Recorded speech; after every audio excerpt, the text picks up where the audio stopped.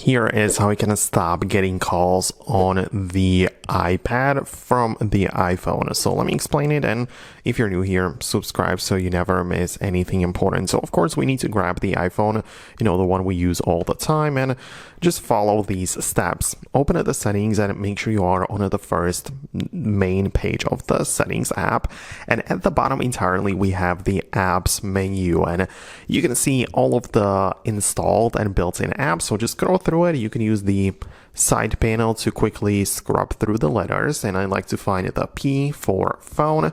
So I get inside like this, and one of the menus you should be able to locate it is the calls on other devices, and when you tap on it you can disable it altogether or decide it based on your devices. Like in my case, I have the Mac as well as iPad in my network, meaning that I'm using the same Apple account on all of these devices and therefore they belong to me. So I can see the iPad, it's this one right here, and also a Mac. So I can decide that I disable it for the iPad, and whenever my phone rings, like I get an incoming call, only the phone and Mac are going to be able to pick that up and they are going to ring, but not the iPad.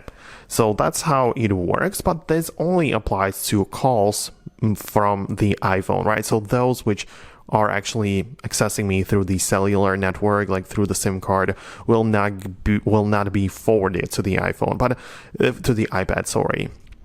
But the iPad might still ring, for example, because of the FaceTime, right, which you can disable inside of the settings if you would want to do that, or it might also ring through some other apps like WhatsApp or something. So you kind of have to go through those specifically and individually. So if you don't want to use FaceTime on the iPad, for example, you can go to the settings and disable it fully and turn it off, right? So that is disabling calls, generally speaking, on the iPad. So I hope it helps. Let me know if you have some more questions about this.